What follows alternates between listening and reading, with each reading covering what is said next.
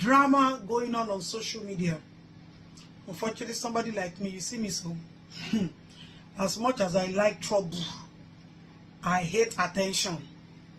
The only thing that brings me out will be to come and do my business or fight the government or when it's necessary. But I'm doing this video because I want to appeal to all of you. This week, I've seen so many stories on the media. I've seen everybody trying to come out and say, look, feel like, or act like, I'm the one who has the best story. I'm the one who has the first class information. I know everything going on. I want to break the ice. You people should stop allowing people manipulate you, tell you lies, fabricate stories, drive traffic. I'm so happy and I'm so privileged that some of us were in the position of mothers. A lot of things, 1,000,001 things we don't come out to the media to discuss or to open up or to tell you people. Because we believe that once we can handle them and there is peace, everything will be fine. But let me tell you people something. You all are always being manipulated. We live in a society where everybody is striving, almost everybody is striving on destroying each other, creating tension, chaos. We are fighting ourselves. We have become each other's enemies. Some of you don't like some people because of what you've heard about them. Some of you don't like some people because of what you read about them. And these things are lies. There is no mutual love or self-love anymore. Everybody wants to be a deal breaker of news and information. Let me tell you something, I'm sorry to say this. A lot of people understand that we are gullible as Nigerians. And a lot of us have emotions running in our veins. You see somebody on social media, I just like this uncle. I just love this auntie. She's my love. She's my passion. She's my duchess. She's my queen. She's this. What do you know about them? Apart from the fact that they dress up, they take photo shoots, they create content, they post. What do you know about what is in their heart and in their mind? People are exploiting you all because of your mental ignorance, taking advantage of you.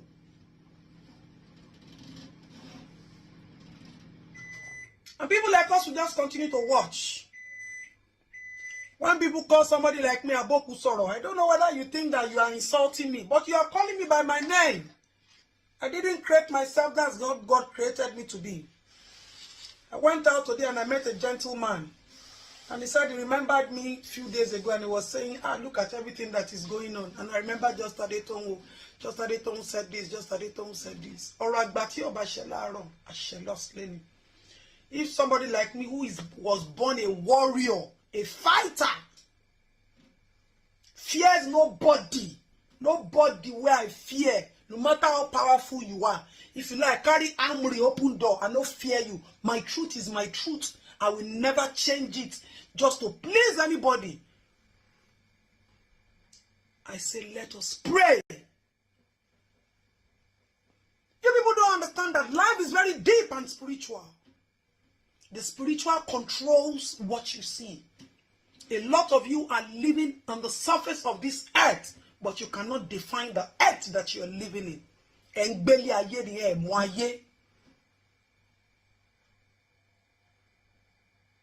When I read a lot of stories, I look at it, I just keep quiet. If people like us have to be coming out to talk, I hate comments, I hate noise. You see this? I can't stand it. So I don't like coming to my page to be talking. This one do up my talk. That one up. No, I don't like it. If not, the stories I've been reading since Monday, they are all lies. Please, Nigerians, stop allowing people tell you lies in the name of driving traffic, manipulating you, tarnishing somebody. You want some people to fall so you can rise. Life is not like that. People like us, people like me, I cannot speak for anybody. I am 110% spiritually controlled. If God says, do this, I will do it. If God says, don't say this, I will not say it, no matter the pressure. Bible says, ask for wisdom, knowledge, and understanding. I remember when Mohbad's matter happened. All of you created content. You made mockery of me. You said all sorts. Bloggers were jubilating. Just Adetong is the news. She doesn't create news. Because the aura around me is noisy. If I talk, it is. I'm not born to be light, but my voice goes far. I know who I am.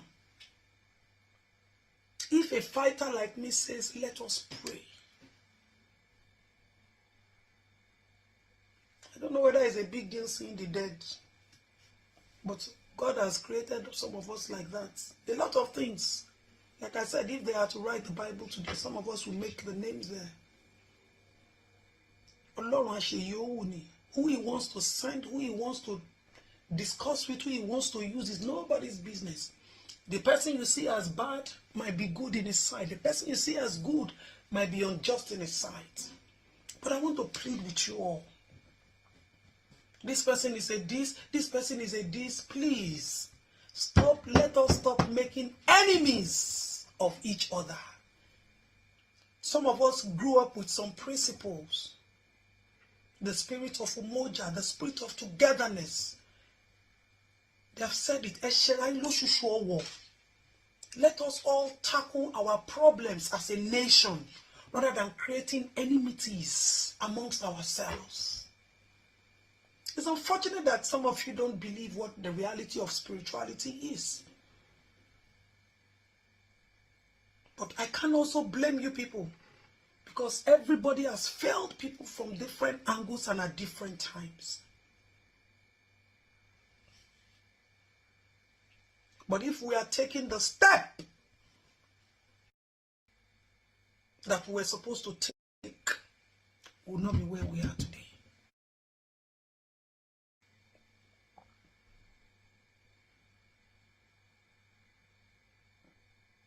Some people know you, you don't know yourself. Somebody like me know you, you don't know yourself. Somebody like me, some people know me. They don't know me by the face, they know me by my being. And that's spirituality. As a prophetess, we see a whole lot. We say a whole lot. But it doesn't say that if I should speak of do something in the capacity of an activist, it's different from doing something in the capacity of a prophetess. It's different from doing something in the capacity of a mother. I give a very good example. I remember when I keep saying it, and I pray Baba Jesha comes out one day. We were at a location when I told Baba Jesha, look, you have done something and you're going to go to jail. He was denying. He said, Auntie, don't worry, I'll call you. About 3 weeks before the incident happened, I still saw him. I told him. I said, he said, Auntie, I will call you. When it happened, when they called me, in the capacity of an activist, not in the capacity, none of them knew that I told Baba Jesha that prophecy. Nobody knew. I only went there. And when Baba Jesha saw me at the police station, he said, Auntie, and you told me. And the day they sentenced, he said, Auntie, and you told him. All the people that were there with me, I didn't see anything. Look at 2 different persons, 2 different issues from one person. I saw it, I told him. And when it happened, I didn't even know it was even him. They called me, it was when I got there. And we started talking, he said, Baba Jesha. Oh, goodness. So let us understand that life is deep. And let us tone down on this, our aggression of everything on social media must be news. Sometimes let us take a step back. Let us read meanings. You listen to songs. A lot of you don't know the in-depthness of the words. You only understand the sounds and the music and the vibes. Life is deep. And you don't have to be a saint to be a prophet. You see some people, the kind of songs that they sing, there's so much message in their songs. Some of them have talked about what will happen in another 10, 12 years in their songs. But do we believe, do we understand the indebtedness of life? Everything I said about Mohbad, look at everything happening now. Let's be careful. Let's understand that we are one. And we should love each other regardless. Please, you people should tone down on these fights, attacks, accusation, this and that. Please, please, I'm begging you, please. Whatever you people do, the truth has been said, but you people did not believe the truth. And once you don't believe it, everybody has to pay for it. Even in his grave, nobody believed him. The only problem people had was, how come it's just Adeto? Why is it not Pastor Adeboye? Why is it not Pastor or this? Because you people feel just Adeto is a noisemaker.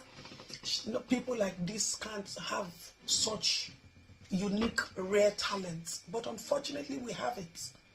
We have it. Talking to dead body is not a big deal. It's a gift from God. And if we want to use it in a positive way, we should all listen. We should all learn to listen. If somebody who is a fighter says stop, people should be, what's happen? Look at things from different angles. Life is not one way. There are too many things involved about life.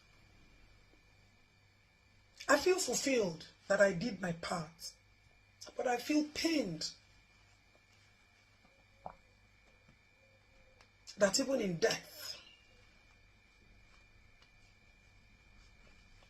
but all this boy has asked for is peace, reconciliation with him and his creator for making steps, mistakes, taking the wrong steps and mistakes about life.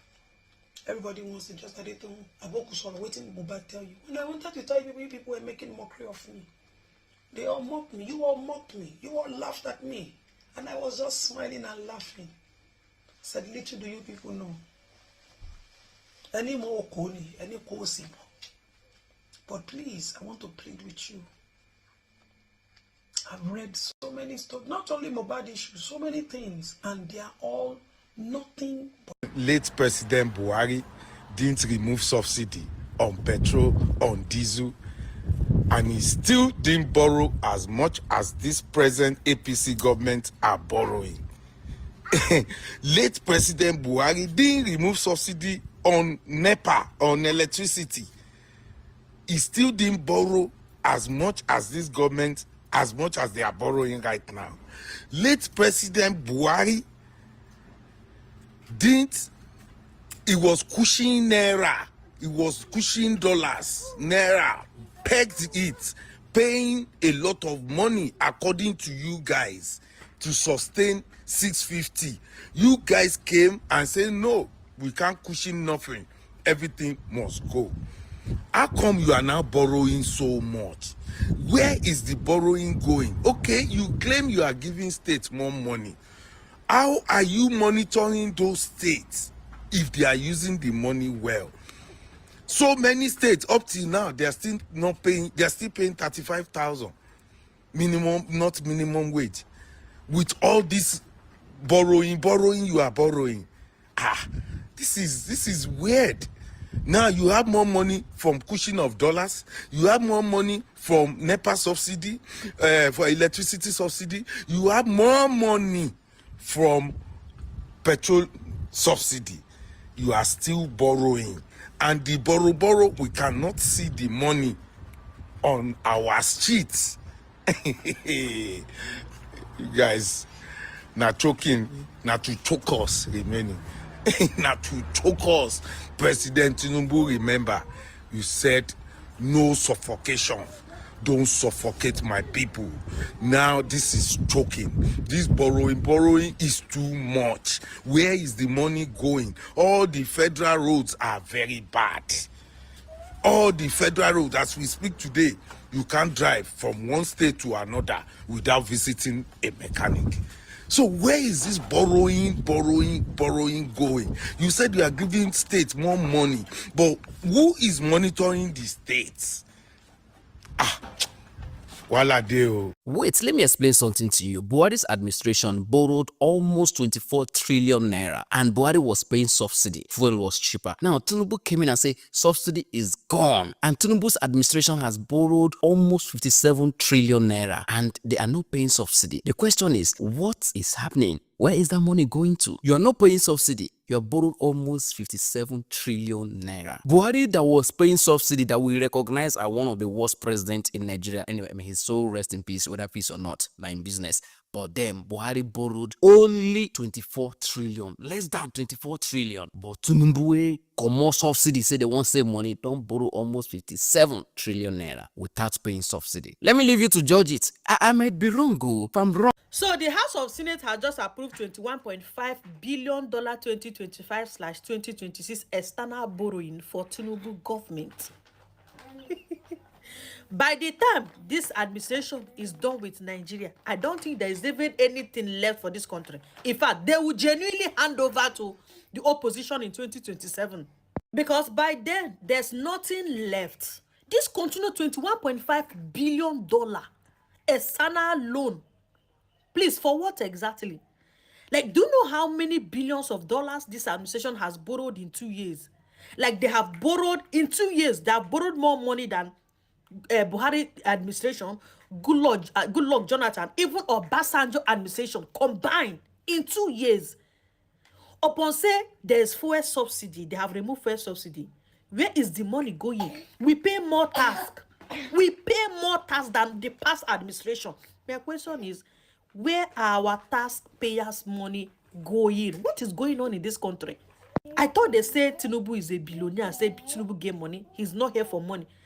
But what we are seeing is not, and even the House of Senate, I want to ask you, this our House of Reps and House of Senate in the Senate. I don't know why anytime President Tinubu wants to borrow more loan, people will be shouting that it is a waste. That is how some people are saying that President Tinubu has borrowed more money, more than former President Buhari. Former President Buhari that borrowed money just to pay salaries and subsidies. Let me educate you people on the reason why President Tinubu needs this loan. President Tinubu is doing major infrastructural development in Nigeria. And this project requires huge amount of money that Nigeria don't have. Project like Lagos Calabar Road, which is 13 trillion naira. Kano Marinda Rail, which is $1.5 billion. Sokoto to Lagos Road, which is 13 trillion naira. This project, once completed, will catapult Nigeria economy by creating more access roads and railways to towns and cities. You should know that President Tinubu have been able to generate income to state governors, and this have enabled them to stop borrowing. They are now paying off their debts of past regimes. I want you to know that Nigeria budget that was passed is 54.2 trillion. And Nigeria have a debt servicing of 14.3 trillion. And a fiscal deposit of 13.8 trillion. So, if you remove the 14 trillion and the 13.8 trillion, President Tinubu will be left with 26.1 trillion. And this money will not be sufficient to transform Nigeria economy to that of China economy as the people want it to be. Nigerians, be rest assured that President Tinubu will find a way to reduce our debt before he leaves office. And also be rest assured that President Tinubu will find a way to also transform our economy to be compared also to that of China.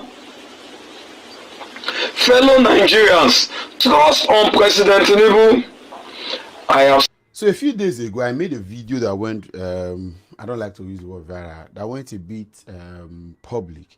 And I read comments on that video, and I'm happy that nobody is saying that I'm a sellout. I'm sure that I took that very, very proud. Nobody said I'm a sellout. Even people that reached me privately were not worried that I'm a sellout, or they're not worried that I've been bought over and being paid.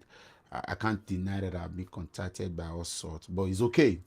I'm actually interested in a better Nigeria, and I see it from the angle that I see it from, right? But one of the recurring questions that came, or recurring conversation in my comments and DM and calls that I received, was the fact that Peter B knows what he's doing, and that he's doing it right and all of that. And so I spoke about electoral reforms, and like I said, I can say that very clearly. You see, the only way, because of the kind of politics Peter B plays, the only way Peter B can become president of Nigeria is through a very free, fair, and credible electoral system. Let's be very realistic. He cannot play the dirty politics. Peter B now cannot have somebody in INEC that will be paying money to sabotage the system. He will not want to do that. Peter B cannot have a private conversation with the Nigerian police on how to sabotage the elections against the will of and he will not do that. Peter B cannot work with the judiciary on and do a bargain to say, give me power, whatever happens the election will come to court, give me power, I will give you this and that. Because you see what Wike is doing with the judiciary, you can tell.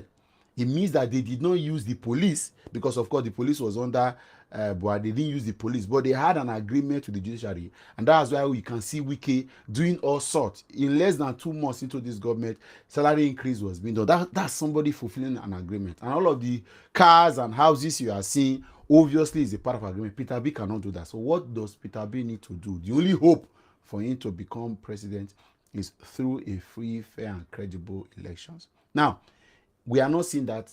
And then I had this conversation with a few persons. I said, somebody said that Peter B is expecting us to own our country, that he's not the one to do everything. So Peter B expects us to own our country. I said, good. We had a chance in 2023 after realizing that election was rigged. But Peter B convincingly told us that he was going to get us the mandate and he was going to go to court. Again, like I said, I'm not blaming him. After that court process did not work, what was expected was that Nigerians will again come back to 2027 election and vote. So should anything happen to the election and doesn't go the way the people want, what it now implies is that the people will now not listen to Peter B anymore. They will go and do what they need to do. Now get it right. The problem now is that the people are not even ready to go out and vote in the first place. For them to be able to see that they were rigged out, that they can go and do that thing you are expected. Because I heard Peter B said in a town hall meeting with the Obedient that in 2027, if you do not allow the vote to be counted, you will be counted. As much as that looks quite vague, but you could narrow that to that the Nigerian people will count people that did not allow their vote to be counted, and they can do whatever they want to do with them. But now, the same Nigeria people are not interested in the election. You are not getting it. Nigerian people are not interested. You see all of these things we are doing now. Did you see how many persons voted in the Edo elections? If given with all of the ginger and push, that has, with the result of that election, it has further deteriorated or deterred people from trusting the electoral process. All other off-season elections in this country will continue to decline. Look at the Lagos State local government election. People were busy living their lives. If the people cannot trust, so let me tell you the fact, it is very important that you make a lot of noise, a lot of re-echo, a lot of push back, a lot of energy to make people trust the electoral process again. And the only way to do that is to see you visibly putting effort to say we want to correct what has been wrong. And when that has been corrected, the people can begin to trust the process again. It is when the people come back en masse to trust in the process and they are disappointed again that anything you are expected to happen will happen. That's the point. That's the point I'm trying to make. If the people cannot trust the process enough, not be who go watch match, now go the verse, say they disallow their goal. Yes, now, If you not come up for us in the first place to go watch match, how do you expect the person to be angry and bitter that there was bad officiating?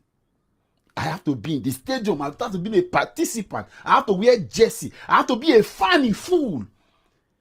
Nigerians are losing interest in the electoral process. The only thing somebody that trusts, that wants the people to take the country back would do, is to get them to get interested back. And that can be done not by words only, but by actions. Making physical, mental, psychological, emotional actions for people to say, okay, it looks like this is going to be better. And if for any reason anything is altered in the process, that same Nigerians will not do what they're supposed to do. That's the point.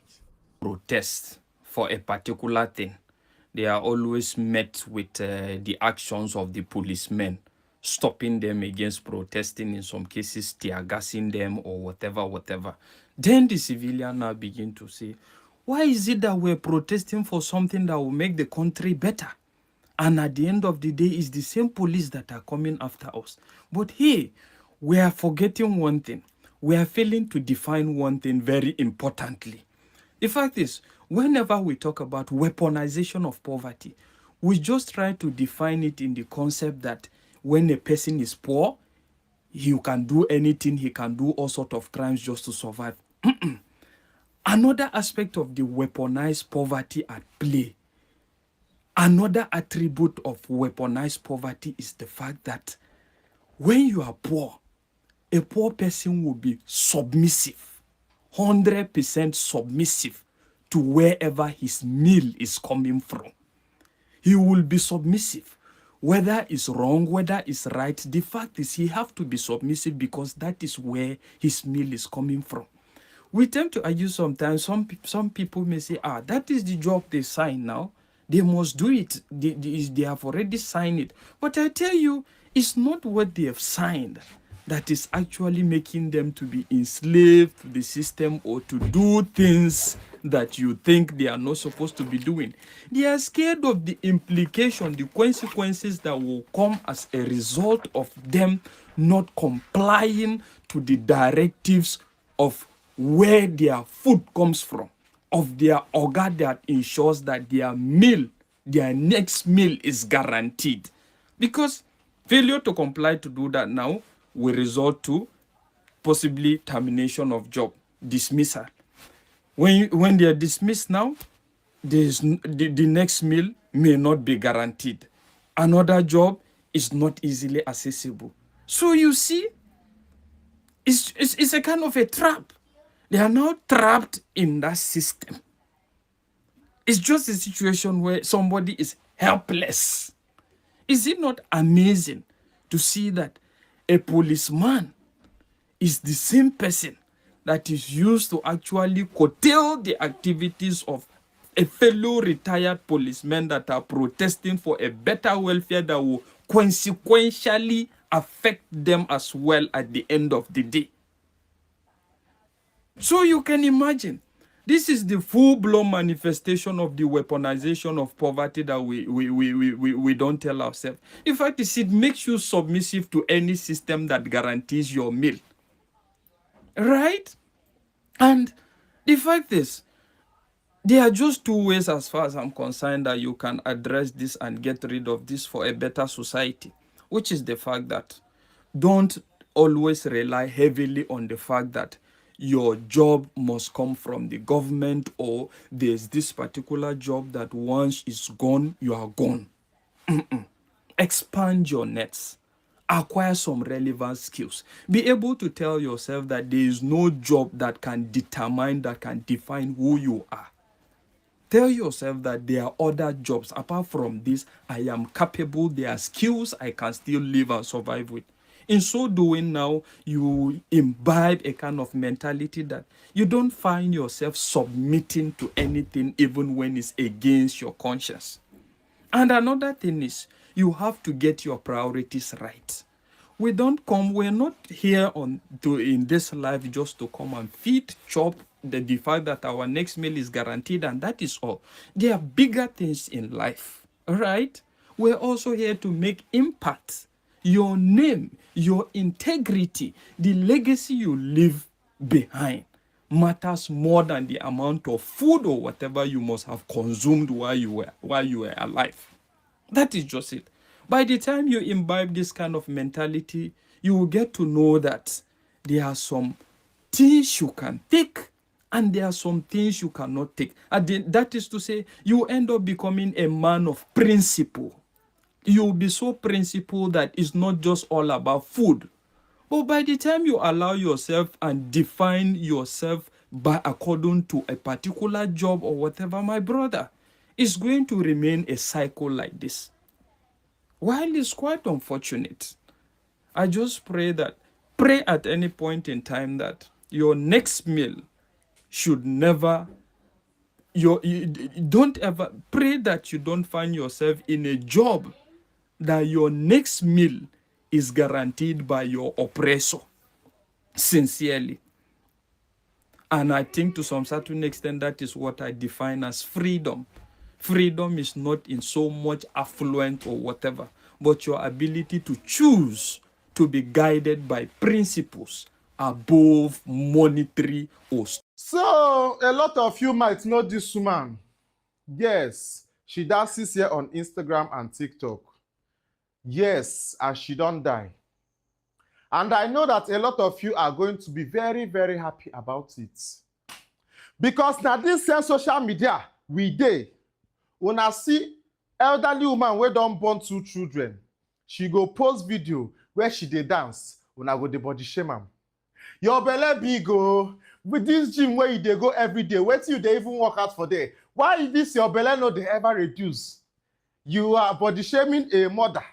First of all, do you guys know what women go through to give birth? You understand? You guys don't know the pain. Do you think it is easy to carry pregnancy for 9 months and born am? Do you know the complications women go through in pregnancy every day? A lot of women go into depression, deep one, after pregnancy. A lot of women after pregnancy and childbirth start having different types of complications that end their life, that can do anything to them. Una no know that one. You go see woman way born, you go the body shame am. Your belly big, your this one do. What is it? Can't you guys ever see a post? If you don't feel comfortable about it, you scroll.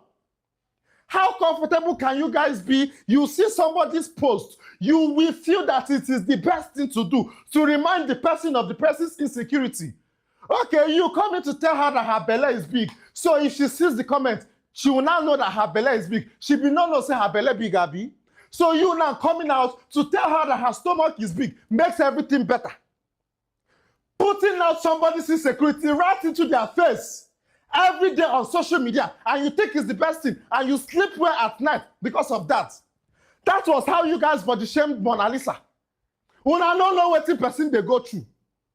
This girl was battling with what she was battling. Every day she makes a post. I will see comments. You are too fat. Go to the gym. You don't know what made her fat. You don't know what she's going through. You don't know the health complications. Nothing at all. You will just drop the comment. And now you think that will make the person better. None of you knew what this woman was going through, but every day you body shame the mother of 2 children, elderly woman for that matter, and you think it's the best thing to do. This woman, the last interview she did with Egungun. She called me, Bobby Alpha. I see say you won't go this Egungun, you don't go this Egungun interview. I beg, how they take the do am? Please, what kind of questions is Egungun going to ask me? She asked me all those. I told her, see your mommy. Egungun will not ask you nonsense questions because first of all, you're an elderly woman. And besides, any question that he asks you and you're not comfortable with it, tell him to remove that part. She was like, how say they no go body shame me, oh?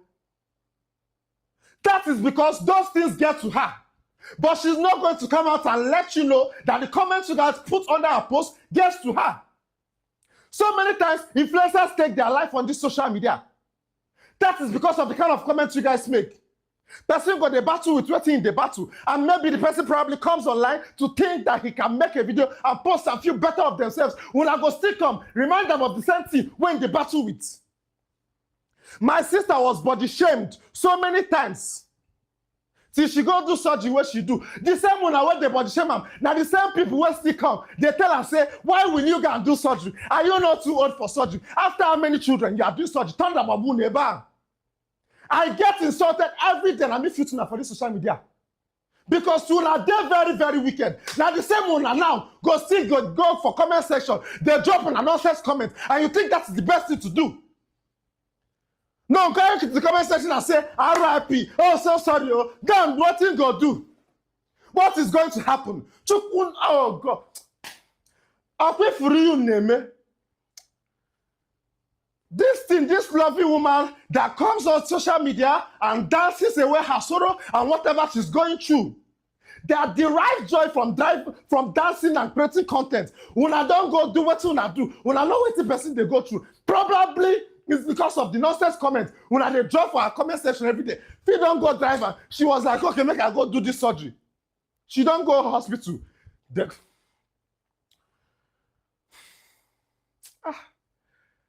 Every day, person, do you think I don't know that I'm ugly? That you think that coming to my comment section to tell me that I'm ugly will make me feel better? Okay, now me seeing your comments and you telling me that I'm ugly, how do you think I'm going to feel about it? You will comfortably see somebody battling whatever they're battling, and you will comfortably drop that comment and tell the person, you are ugly. After dropping that comment, how do you feel about that? You are now happy that you are now downgraded somebody, make somebody feel less of themselves. Somebody is going to drop a video, and then the friend will try to hype the person. Oh, cute. And now one useless person will reply the friend for telling the person that is cute. You are lying to yourself. Tell him the truth. So now if the friend tells the person that he's ugly, what will now happen? You think the person doesn't know that he or she is ugly? Every day on a body shame person. Now so now they do say, come.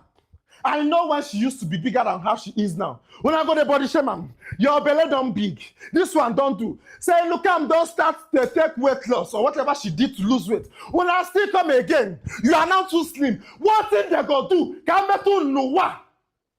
The best thing to do, make yourself happy. Leave all these people, they don't care. If you die, that is the end. None of these people commenting on this rubbish actually gives a fuck about you. I say it every day.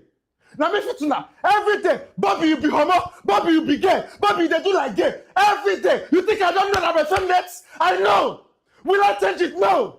That is what I am. If you have a problem with that, get out of my page. So now you telling the woman that she has a big belly, will not make her feel better. Abi? Oh, yeah, make her check when you want.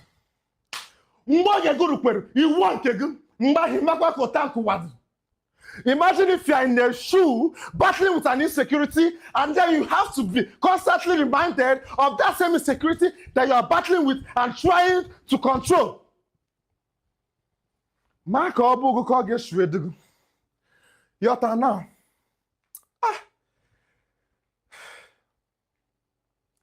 No problem. Oh. Everybody go they do what they want to do. But the time your tongue go reach, nobody will be there to save you. You are coming to tell somebody that they are ugly, you are fat, you are slim, you are poor. Even if you dare rich, they'll still insult you. Why are you too rich? What can somebody do to actually fit in? Every day, Davido gets insulted.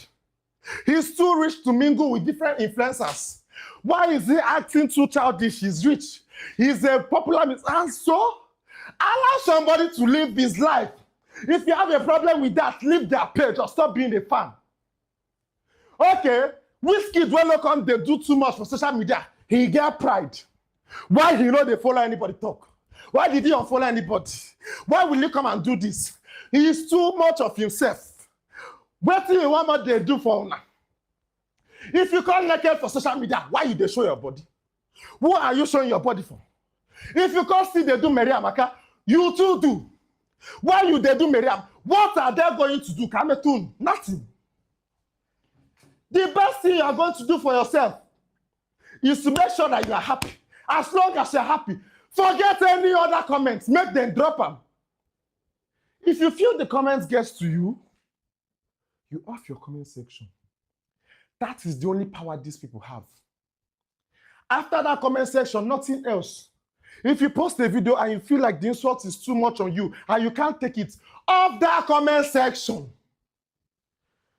Off it. Zoike, or don't post.